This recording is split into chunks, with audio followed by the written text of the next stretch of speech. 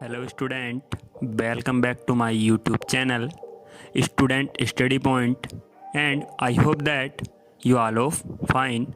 So let's move on to a new topic which is to be just discussed today. So let's start. Hello student, देखिए बात कर रहे थे हम आपकी जो 12th क्लास है उससे रिलेटेड जो टॉपिक चल रहा था, यानी चैप्टर चल रहा है इलेक्ट्रिक चार्ज एंड फील्ड। तो उसमें हमने बात की थी इससे पहले कि जो हमारे पास एग्जांपल थे, यानी जो सुपरपोजिशन प्रिंसिपल लगाया था कि उसमें अध्यारोपण के सिद्धांत के अकॉर्डिंग क्या था कि जो हमारे पास बहुत सारे चार्ज होने पर या एक सिस्टम ऑफ चार्ज होने पर किसी एक पॉइंट पर या किसी एक दूसरे चार्ज पार्टिकल पर फोर्स कैसे निकाला जाए, तो उसकी हमने बात की थी। उसके बाद साथ में एग्जाम्पल 1.6 और 1.7 कराया था। तो उसके बाद देखिए अब नेक्स्ट टॉपिक आता है जो इम्पोर्टेंट है यहाँ, जिसके बारे में मैंने बात की थी कि थोड़ा आगे आपको इतने सारा ये मतलब जो सुपरपोजिशन हमने लगाई है, जो प्रिंसिपल ऑफ सुपरपोजिशन लगाया फोर्सेस के लिए, वो ज़्यादा डिफिकल्ट पड़ रहा था। तो उससे थोड़ी राहत पाने के लिए, यानी उससे उस चीज़ को ईजी करने के लिए एक नई फिजिकल क्वांटिटी के बारे में पढ़ते हैं, इलेक्ट्रिक फील्ड। ठीक है, तो इलेक्ट्रिक फील्ड के बारे में देखिए पढ़ेंगे। तो इलेक्ट्रिक फील्ड क्या है, देखिए मैं थोड़ा सा इसके बारे में बात करूँ तो हमने बात की दो चार्ज पार्टिकल के बारे में, कैपिटल क्यू है, या चलिए एक ऐसे मान लो, चलिए एक स्मॉल क्यू है चार्ज, एक स्मॉल क्यू चार्ज है। अब मैंने क्या किया, इससे कुछ दूरी पर एक Q0 मैंने अपनी तरफ से माना है, साथ में मतलब डिनोट करने के लिए खाली साथ में एक छोटा सा जीरो टाइप बना लिया है। ठीक है, Q0 एक दूसरा चार्ज पार्टिकल रखा है, यहाँ एक चार्ज पार्टिकल ये हुआ और एक चार्ज पार्टिकल ये। ठीक है, अब अगर मैं इस टाइम देखिए, इस टाइम क्या हो रहा होगा कि Q के कारण इस आवेश पर बल लग रहा होगा और दूसरा इसके कारण इस पर भी बल लग रहा होगा, यानी दोनों ही कंडीशन संभव है। Q के कारण Q0 पर भी बल लग रहा होगा और Q0 के कारण Q पर भी बल लग रहा होगा। ठीक है, तो ये चीज़ तो एक नॉर्मल है कि हम कूलॉम्स लॉ से इलेक्ट्रोस्टैटिक्स फोर्स पता कर सकते हैं कि एक दो चार्ज पार्टिकल जब होते हैं तो वे एक दूसरे पर क्या लगाते हैं, फोर्स लगाते हैं। तो Q जितना फोर्स Q0 पर लगा रहा होगा उतना ही Q0 और Q0 पर Q लगा रहा होगा। ये मैंने आपको ये भी बताया था कि जो हमारे पास ये नियम है कौन सा होता है, एक्शन रिएक्शन लॉ का पालन करता है, ऐसा भी बताया था मैंने। तो देखिए अब मैं अगर कहूँ कि मैं इस चार्ज को रख ये केवल ये चार्ज रखा है और मैं अब इस Q0 को हटा देता हूँ, तो इसका जो अब ये परिवेश है, या जो इसके चारों तरफ परिवेश है, पर्यावरण मान के चले यहाँ, तो इसमें क्या इसमें कुछ होगा, अगर हाँ तो, और नहीं तो क्यों, क्या है इसका रीजन। तो बात के चलते हम ये मान के चल रहे हैं कि चलिए यहाँ कुछ नहीं है, ये चार्ज पार्टिकल रखा और यहाँ कुछ नहीं है, यानी इसके परिवेश में कुछ स्थित नहीं है। तो ऐसा क्यों हुआ कि जब हमने यहाँ Q0 रखा तो इस पर फोर्स लगने लगा, ऐसा क्यों हुआ। ठीक है, तो इस चीज को समझने के लिए एक नई चीज को माना गया। ठीक है, जिसको हमने क्या बोला, इलेक्ट्रिक फील्ड बोला है। क्या बोला है, इलेक्ट्रिक फील्ड। तो इलेक्ट्रिक फील्ड यहाँ मैंने Q0 ये रख दिया, इलेक्ट्रिक फील्ड इसको बोला गया। तो देखिए यानी क्षेत्र मान लीजिए, विद्युत क्षेत्र। तो इस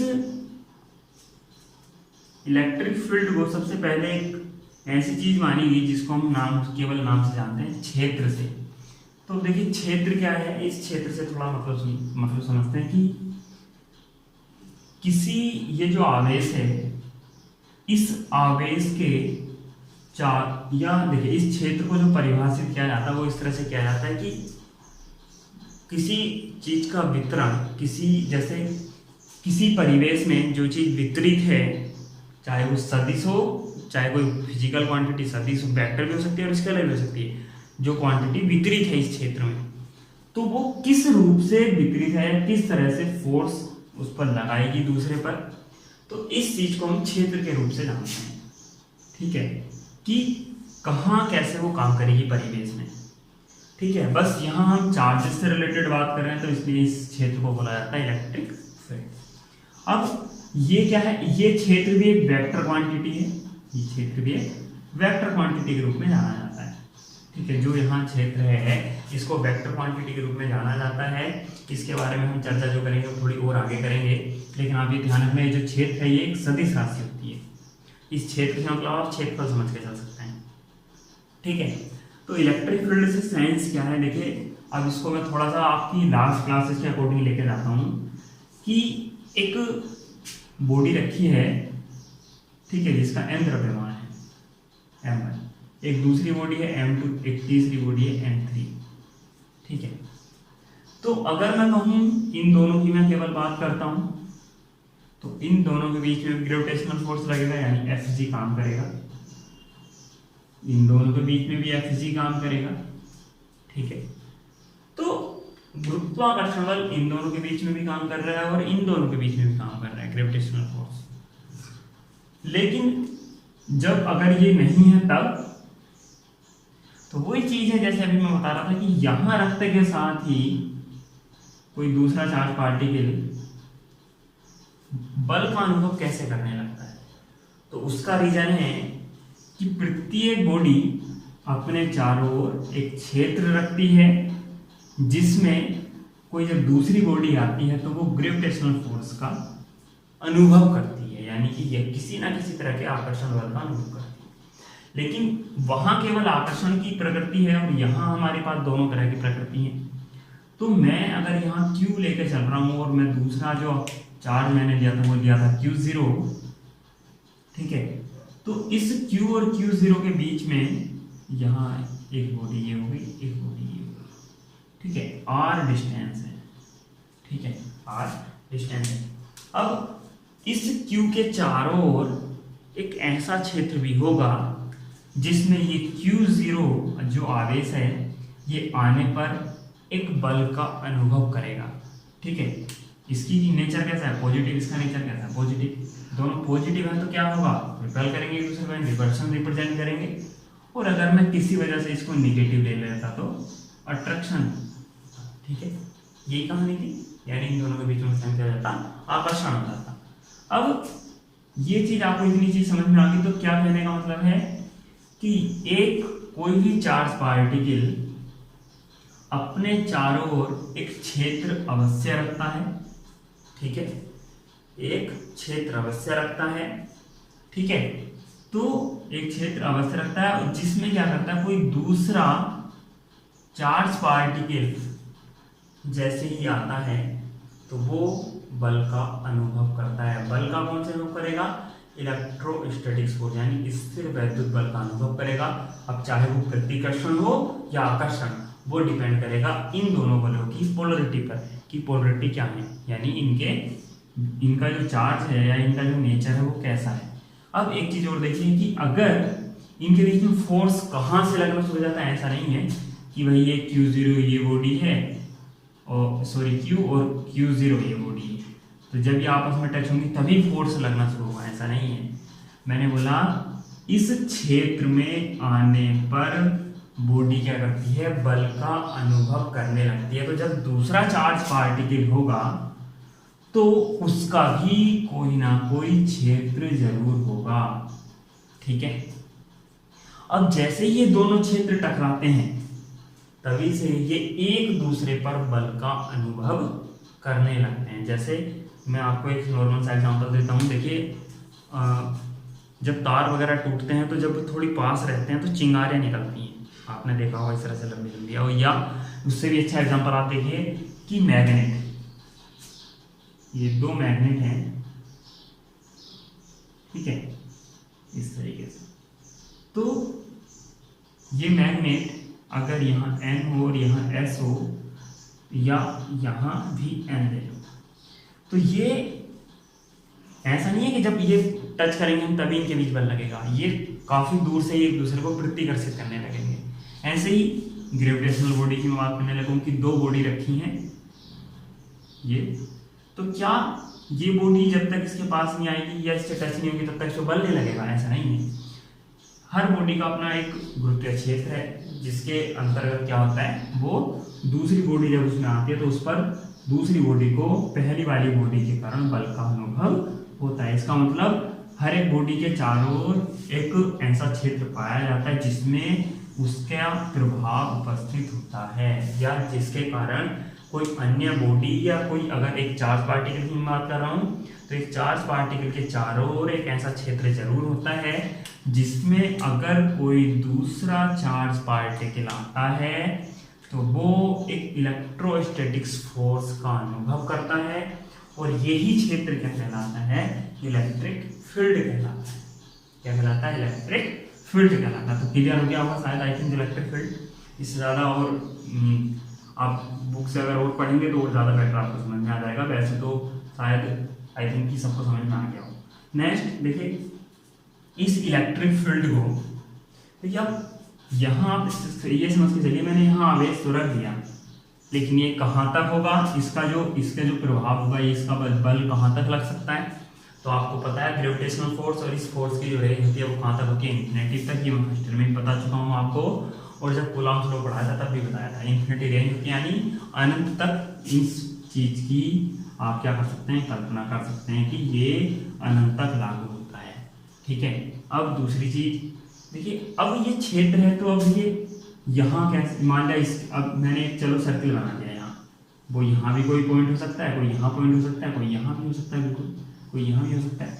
तो भाई इलेक्ट्रिक फील्ड जो है अब इसको, इसका नेचर कैसा होगा, किस बिंदु पर किस तरह का नेचर होगा, किस तरह से व्यवहार प्रदर्शित करेगा, तो इस सब की जानकारी के लिए इसको दो रूप से हम डिफाइन करते हैं, यानी दो चीजों के रूप में इसको क्लियर किया जाता है। जब दो चीजों की जरूरत पड़ती है आप ऐसा समझ के चलिए, एक होता है इलेक्ट्रिक फील्ड इंटेंसिटी, ठीक है, एक होता है इलेक्ट्रिक फील्ड इंटेंसिटी और एक होता है इलेक्ट्रिक पोटेंशियल, ठीक है। तो विद्युत विभव और विद्युत क्षेत्र की तीव्रता, ये दो चीजें होती हैं जिनके बारे में हम यहाँ जरूरी, इसकी जो जानकारी इन दो चीजों से मिलती है। लेकिन विभव का नाम आते ही आप समझ जाइए कि विभव ये जो टॉपिक है आपका सेकंड चैप्टर है, ठीक है। लेकिन इस तो जो सेकंड टॉपिक है विभव वाला जो मैं बोल रहा हूँ इलेक्ट्रिक पोटेंशियल, उसके बारे में बात करेंगे सेकंड चैप्टर में।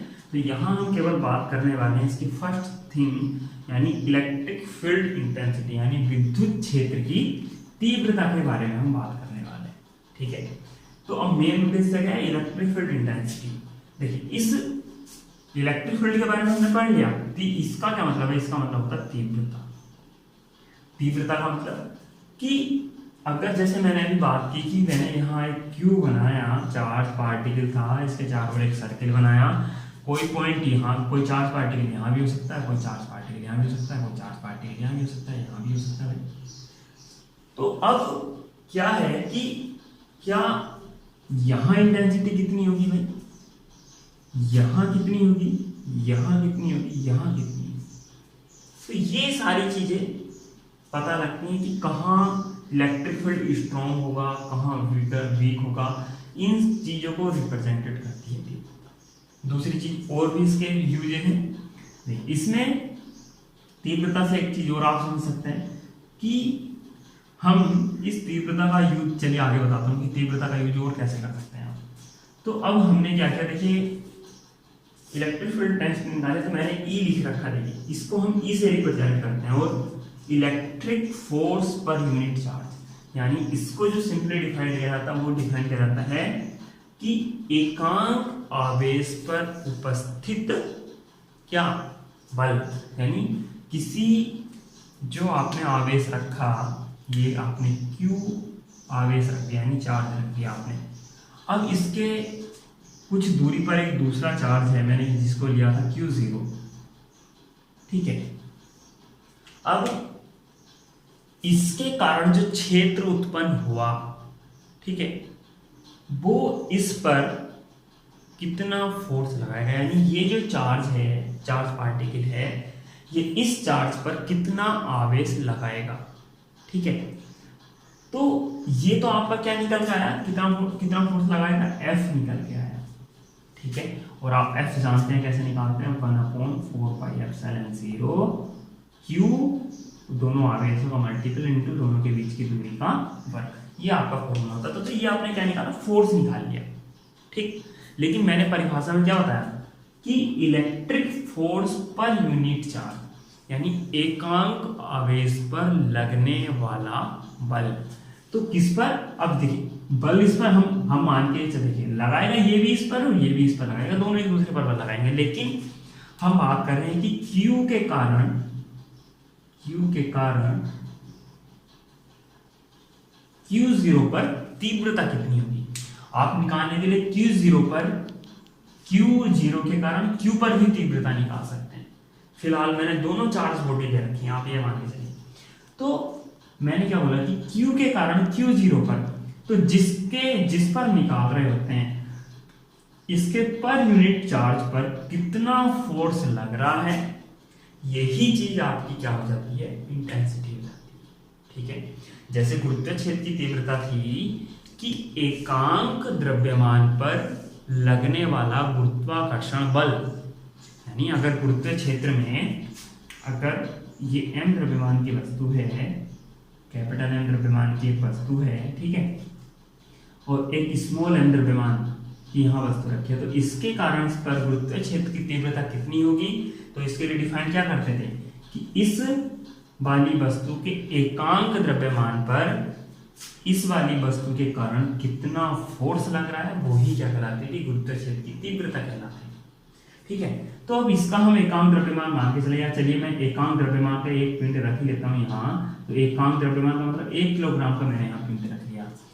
तो इस 1 किलोग्राम पर इस वस्तु से जो बल लग रहा होगा वो गुरुत्व क्षेत्र की तीव्रता है। लेकिन अब हम यहाँ अपने में बात करें तो यहाँ इसका क्या मतलब हुआ फिर कि Q0 की जो वैल्यू हो जाए वो कितनी हो जाए, 1 कूलाम। तो यानी 1 कूलाम आवेश, 1 कूलाम जो आवेश है ये क्या हुआ, पर यूनिट चार्ज हुआ। तो एकांक आवेश पर लगने वाला जो स्थिर वैद्युत बल है उसको क्या कहते हैं हम, विद्युत क्षेत्र की तीव्रता कहते हैं। तो लग किसके कारण रहा है, जो क्षेत्र उत्पन्न हो रहा है वो इसके कारण हो रहा है, ठीक है। तो अब इसको हम नॉर्मली निकाल कैसे सकते हैं, देखिए अगर मैं कहूं कि जो हमारे पास Q0 पर बल लगा है, Q0 पर वो कितना लग रहा है, F वेक्टर लग रहा है। इस Q0 पर टोटल फोर्स मैंने भी बताया था कितना लग रहा है, F कूलाम्स के लॉ से, और एक यानी पर यूनिट चार्ज के लिए बात करें तो एक के नियम से निकालेंगे। तो एक पर कितना लगेगा, यानी एकांक आवेश पर कितना लगेगा, F वेक्टर अपॉन Q0। और इसी चीज को हम क्या बोल के चल रहे हैं, E बोलकर चल रहे हैं। तो इसका मतलब जो E का फॉर्मूला हुआ वो क्या हुआ, E vector equal to F vector upon Q0, ठीक है। या आप इसको ऐसे भी लिख सकते हैं, F वेक्टर बराबर Q0 इंटू E वेक्टर।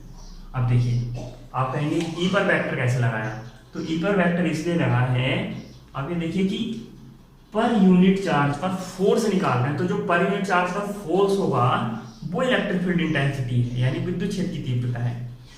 तो जो चीज निकल रही है वो क्या निकल के आ रही है, फोर्स निकल के आ रहा है, ठीक है। या आप कह सकते हैं इन दोनों की निष्पत्ति निकल के आ रही है, ठीक है। तो अब F कैसी राशि है, क्वांटिटी है, वेक्टर क्वांटिटी है। तो इसका मतलब इलेक्ट्रिक फील्ड इंटेंसिटी भी कैसी क्वांटिटी होगी, वेक्टर क्वांटिटी होगी, ठीक है।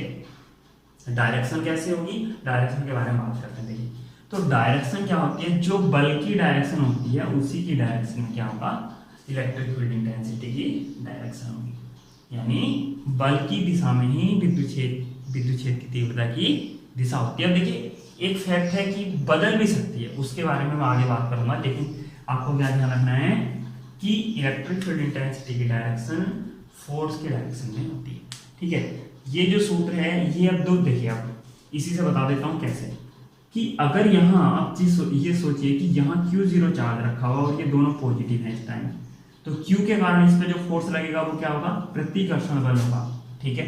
पॉजिटिव है तो मैंने पॉजिटिव रख रखा है। जैसे इसको मैं निगेटिव करता हूँ तो अब क्या होगा, अट्रैक्शन फोर्स होगा, यानी इस तरीके का। तो यहाँ -Q हो जाएगा, ठीक है।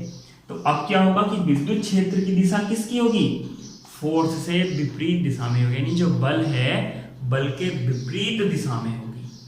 तो ये चीज मैं कहना चाह रहा हूँ कि पोलरिटी पर डिपेंड करेगा ये, ठीक है।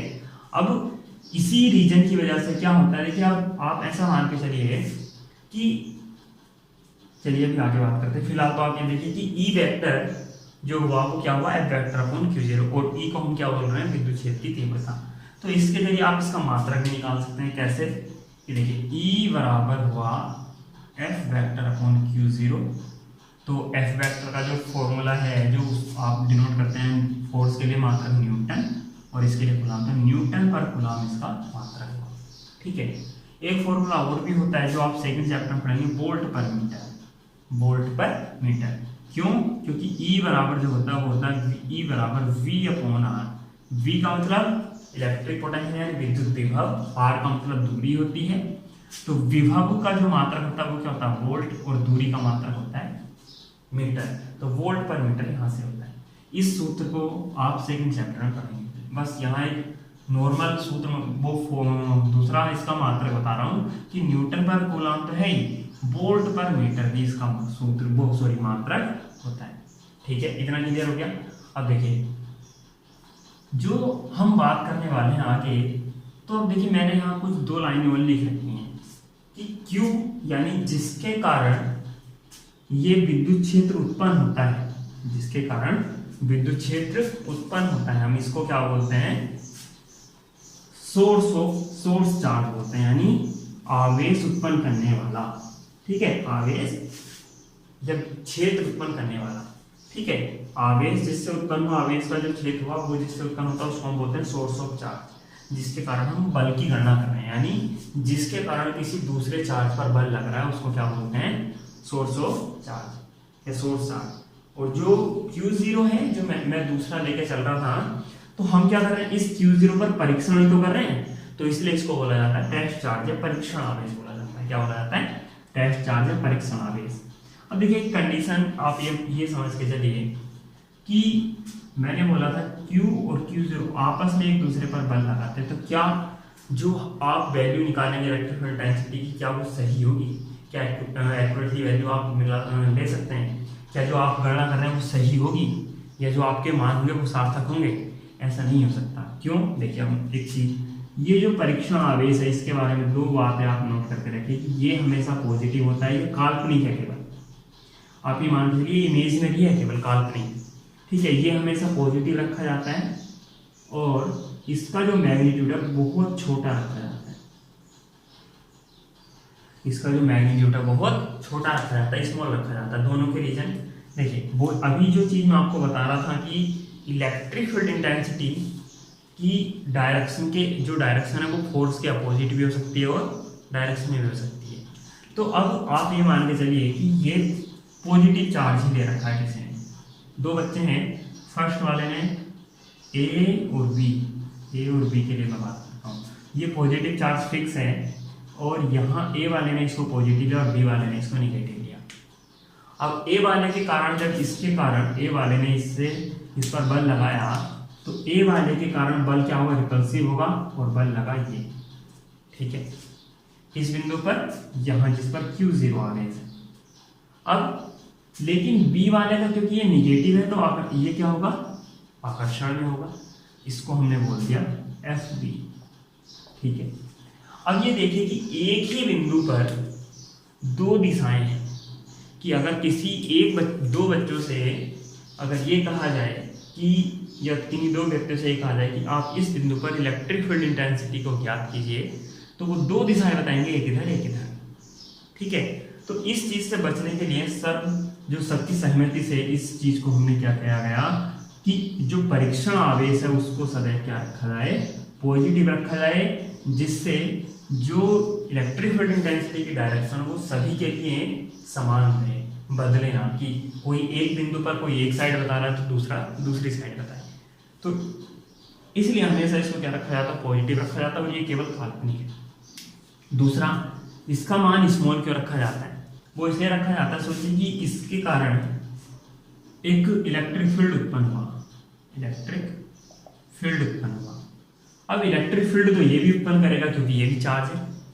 तो जब चार्ज है, अगर हम इसका जो मैग्नीट्यूड है, अगर वो मैं इसको Q1, यानी अगर आप ये मान के चलिए कि Q < Q0, तो इलेक्ट्रिक फील्ड किसका स्ट्रॉन्ग होगा, इस वाले का स्ट्रॉन्ग होगा। और आपको मान निकालना है इसके कारण इस पे, तो क्या आप सही मान ले पाएंगे, क्या सही गणना कर पाएंगे?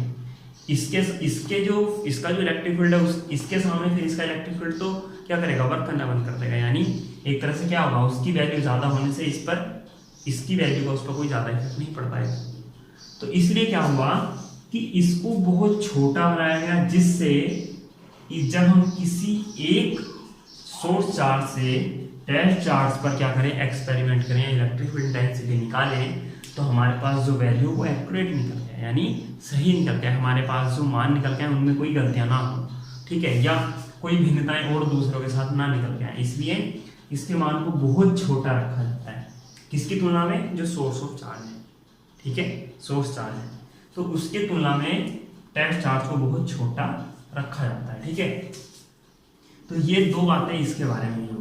अब आप देखिए, मैंने अभी हम बात कर रहे थे तो हमने इलेक्ट्रिक फील्ड इंटेंसिटी की डायमेंशन नहीं निकाली, तो डायमेंशन आप निकालने के लिए नॉर्मल क्या कर सकते हैं, ई वेक्टर बराबर एफ वेक्टर अपॉन Q0 का यूज कर सकते हैं। इसकी भी मैं यहाँ लिख सकते हैं आप, और इसकी यहाँ, तो आगे इसकी होती है 8t, इसकी होती है mLt की पावर -2, सोल्व कर सकते हैं आप, आंसर आ जाएगा, ठीक है। तो ये होगी इसकी डायमेंशन। अब देखिए, हम अभी तक तो केवल ये बात कर रहे थे कि क्या है कि जो हमारे पास चार्ज हैं तो वो दो थे, कौन कौन से, एक ये है और एक Q0 था, जो हमने टेस्ट चार्ज के रूप में ले रखा, बहुत स्मॉल, ठीक है, सही है ना।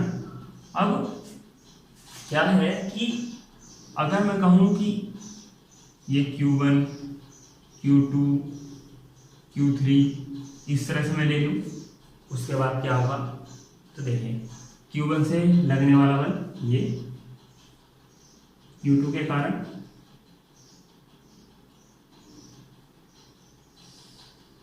ठीक है, Q3 के कारण अगर इसको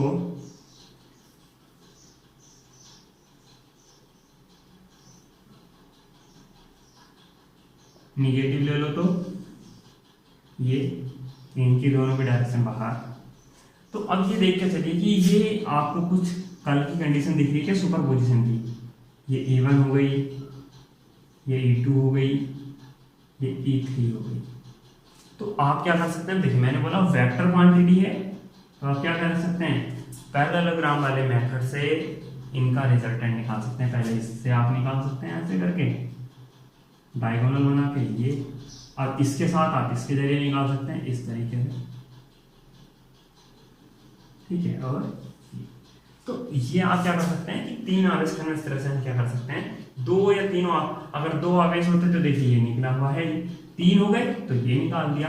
तो आप इस तरीके से क्या कर सकते हैं, अगर दो से ज्यादा चार्जेस के लिए हम इलेक्ट्रिक फील्ड इंटेंसिटी निकालते हैं तो वो आप इस तरीके से निकाल सकते हैं। और देखिए यहाँ इलेक्ट्रिक फील्ड आप ये समझ के चलिए कि इसके बाद आप कहेंगे कि हम जो नॉर्मल सूत्र सुपर पोजिशन हम यहाँ भी लगा रहे हैं, सुपर पोजिशन हम यहाँ भी लगा रहे हैं, फोर्स में तो अंतर क्या रहा। तो देखिए अभी तो आपको इसमें थोड़ा ज़्यादा डिफरेंट नहीं दिखेगा, लेकिन जब इसका आप सिग्निफिकेंस पढ़ेंगे, फिजिकल सिग्निफिकेंस यानी भौतिक सार्थकता पढ़ेंगे कि इसकी आवश्यकता क्यों हुई, क्योंकि यहाँ देखिए कोई ऐसा जरूरी नहीं है कि हाँ फोर्स निकालने के लिए इसकी ज़रूरत हो या केवल इसी वजह से इसको निकाला गया, और भी बहुत सारे रीजन है जिसकी वजह से इसकी जरूरत पड़ी। तो उसको जो बताएंगे वो हम नेक्स्ट वीडियो में बताएंगे, जब हम इसका फिजिकल सिग्निफिकेंस यानी इलेक्ट्रिक फील्ड की भौतिक महत्व जो है उसके बारे में चर्चा करेंगे, तब आपको ये सारी चीज़ क्लियर हो जाएगी। तो वो नेक्स्ट वीडियो में। तो थैंक यू फॉर वॉचिंग, और आई थिंक आपको ये समझ में आया हो, तो अगर समझ में आया तो लाइक और सब्सक्राइब जरूर करें। Thank you.